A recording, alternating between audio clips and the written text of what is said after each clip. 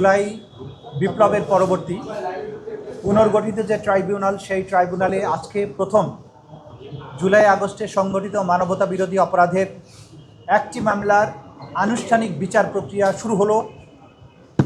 আমরা সেই মামলায় ফর্মাল চার্জ অর্থাৎ আন্তর্জাতিক পরিমণ্ডলে যেটাকে ইনডাইটমেন্ট বলা হয় সেটা আমরা দাখিল করেছি। সেই দাখিল করার মাধ্যমে আদালত সেই ইনডাইটমেন্ট বা ফর্মাল চার্জের ভিত্তিতে আসামিদের বিরুদ্ধে অভিযোগ বিচারের জন্য আমলে গ্রহণ করেছেন। এই আমলে গ্রহণের মাধ্যমে একটা বিচার প্রক্রিয়ার আনুষ্ঠানিক যাত্রা শুরু হয়, সেটা আজকে বাংলাদেশে শুরু হয়ে গেল। পরবর্তী প্রক্রিয়ার মাধ্যমে সামনে আর যে স্টেপসগুলো আছে সেগুলোর মাধ্যমে বিচারের পরবর্তী কার্যক্রম শুরু হবে বলে আশা করছি। এই পর্যায় পর্যন্ত আসার জন্য আমাদের এই ট্রাইব্যুনালের তদন্ত সংস্থা, ট্রাইব্যুনালের প্রসিকিউশন টিমের বিভিন্ন সদস্যবৃন্দ সবাই অক্লান্ত পরিশ্রম করেছেন। আমি চিফ প্রসিকিউটর হিসেবে আমার টিমের প্রতি এবং তদন্ত সংস্থা সকলের প্রতি আমি ধন্যবাদ জানাচ্ছি তাদের এই পরিশ্রম এবং তাদের এই ত্যাগের জন্য।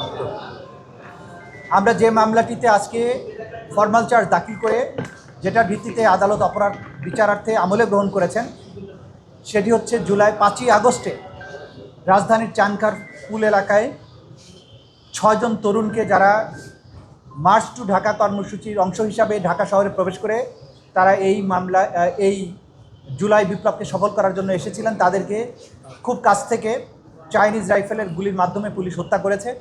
আজকে যাদের বিরুদ্ধে বিচারের আনুষ্ঠানিক যাত্রা শুরু হয়েছে তারা হচ্ছেন ঢাকা মহানগরীর ডিএমপির যে সাবেক পুলিশ কমিশনার হাবিবুর রহমান সহ পুলিশের বিভিন্ন পর্যায়ের কর্মকর্তা 8 জনের বিরুদ্ধে বিচার প্রক্রিয়া শুরু হয়েছে। কারণ হলো এই ঘটনার সাথে যারা যারা সম্পৃক্ত তাদেরকে আমরা এখানে আসামি করেছি। এই ঘটনায় অনেক পুলিশ হয়তো জড়িত ছিল, সবাইকে কিন্তু আমরা আসামি শ্রেণীভুক্ত করি নাই। এটার যুক্তি হচ্ছে যে যারা সরাসরি চাইনিজ রাইফেল ব্যবহার করে মানুষকে হত্যা করেছে, ভিডিও ফুটেজে যাদেরকে আইডেন্টিফাই করা গেছে তাদেরকে আমরা বিচারের জন্য সোপর্দ করেছি। পাশাপাশি তাদের যারা সুপিরিয়র কমান্ডার ছিল অর্থাৎ ঢাকা মহানগরীর পুলিশ কমিশনার হাবিবুর রহমান, সুদীপ কুমার এবং ইমরুল, এই সমস্ত যারা সরাসরি নির্দেশ দিয়ে মানুষকে হত্যা করেছিলেন, যারা উপস্থিত থেকে নির্দেশনা দিয়েছেন, যারা পাশি থেকে ফ্যাসিলিটেট করেছেন, এই সমস্ত লোকদেরকে আমরা বিচারের জন্য আজকে সোপর্দ করেছি। এই মামলাতে বিভিন্ন ডকুমেন্ট আমরা দাখিল করেছি।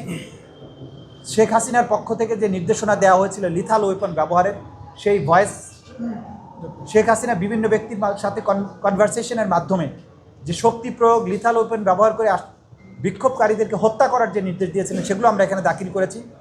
কিন্তু তাকে এই মামলাতে সরাসরি আসামি করা হয়নি, কারণ তার বিরুদ্ধে সেপারেটভাবে চার্জশিট দাখিল হয়েছে এবং সেখানে তার বিরুদ্ধে আলাদাভাবেই আনুষ্ঠানিক অভিযোগ অর্থাৎ ফর্মাল চার্জ দাখিল করা হয়। এটা ছিল আজকের প্রসিডিংস। এর বাইরে শেখ হাসিনা এবং শাকিল আহমেদ নামে আওয়ামী লীগের গাইবান্ধার যে নেতা, যাদের মধ্যে টেলিফোন কনভারসেশনের মাধ্যমে শেখ হাসিনা বাংলাদেশে সমস্ত এই জুলাই বিপ্লবের যারা মামলা করেছেন, যারা মামলার বাদী হয়েছেন, সাক্ষী হয়েছেন, তাদের বাড়িঘর জ্বালিয়ে দেওয়া এবং তাদেরকে হত্যা করার যে নির্দেশনা দিয়েছিলেন, সেই টেলিফোনিক কনভারসেশনটা ভিত্তিতে একটা কন্টেম্প্ট প্রসিডিংস তার বিরুদ্ধে ড্র হয়েছিল। আজকে সেই কন্টেম্প্ট প্রসিডিংসেরও ফার্দার শুনানি ছিল। সেটা শুনানি অন্তে আগামী 3রা জুন এটার পরবর্তী আদেশের জন্য ধার্য করা হয়েছে। যে কন্টেম্প্ট প্রসিডিংসে সাধারণত নোটিশ জারি হওয়ার পরে পত্রিকাতে বিজ্ঞপ্তি দেওয়ার প্রয়োজন হয় না, কিন্তু স্বচ্ছতার স্বার্থে, আন্তর্জাতিক মানদণ্ড রক্ষা করার স্বার্থে কেউ যাতে প্রশ্ন তুলতে না পারেন, সে কারণেই এই আসামিদেরকে কন্টেম্প্ট প্রসিডিংসে হাজির হওয়ার ব্যাপারে পত্রপত্রিকায়, দুটো বহুল প্রচালিত পত্রিকায় বিজ্ঞপ্তি দিয়ে তাদেরকে আদালতে হাজির হওয়ার জন্য নির্দেশ যেটা দিয়েছেন সেটা নোটিফিকেশন আকারে পত্রিকা ছাপার নির্দেশ দিয়েছেন। সেটাও আগামী 3 তারিখে ফার্দার আদেশের জন্য আসবে এবং সেই দিন যদি তারা হাজির না হন, তাদের আইনজীবীর মাধ্যমেও যদি জবাব না দেন, তাহলে আদালত এই ব্যাপারে পরবর্তী আদেশ প্রদান করবে। আপনি জুলাই আগস্টের গণহত্যা নিয়ে কিছু কথা বলছেন এবং আওয়ামী লীগের সামগ্রিক যে 16 বছরের নৃশংসতার ইতিহাস সেটা তুলে ধরেছেন, কী বলতে চেয়েছিলেন কোর্টকে? আমরা যেটা বলেছি, আওয়ামী লীগের জন্ম থেকে শুরু করে যতদিন তারা বাংলাদেশের শাসন ক্ষমতায় ছিলেন তাদের পুরো কর্মকাণ্ডের পেছনের ইতিহাসটা তুলে ধরা হয়েছে।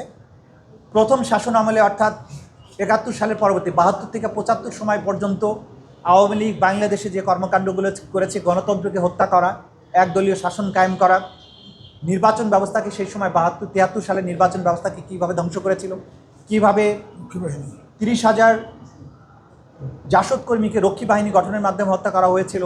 সেই সময়ে মুজিব বাহিনী, রক্ষী বাহিনী কীভাবে একটা আতঙ্কে পরিণত হয়েছিল, এই ইতিহাস আমরা তুলে ধরেছি। দ্বিতীয় পর্যায়ে এসে 2009 থেকে 2024 পর্যন্ত সময়ে আওয়ামী লীগ কীভাবে ক্রমান্বয়ে একটার পর একটা রাষ্ট্রীয় প্রতিষ্ঠানকে ধ্বংস করেছে, বিচার ব্যবস্থাকে ধ্বংস করা, নির্বাচন ব্যবস্থাকে ধ্বংস করা, অর্থ ব্যবস্থাকে ধ্বংস করা, দুর্নীতিটাকে প্রাতিষ্ঠানিক রূপ দেয়া, গুম খুনকে একটা কালচারে পরিণত করা, মানুষের ভয়েসকে কিভাবে সাইলেন্ট করে দেওয়া যায় সেটার জন্য গুম খুন, ডিজিটাল নিরাপত্তা আইনকে কিভাবে ব্যবহার করা হয়েছে, প্রতিরক্ষার দিক থেকে বাংলাদেশে ধ্বংস করার জন্য পিলখানা হত্যাকাণ্ডের মাধ্যমে সেনাবাহিনীর চৌকস অফিসারদেরকে হত্যা করা এবং প্রতিরক্ষা বাহিনীর মেরুদণ্ডকে ভেঙে দেওয়া, ধর্মীয় মূল্যবোধে বিশ্বাসী লোকেরা যাতে ভয়েস রেজ করতে না পারে শাপলা চত্বরের গণহত্যার মাধ্যমে তাদেরকে সাইলেন্ট করেছে। এইভাবে এই পেছনের পটভূমিকাটা তুলে আনা হয়েছে এই মামলাতে, কারণ এই মামলায় এই পটভূমিটা অসম্ভব রেলেভেন্ট এবং গুরুত্বপূর্ণ।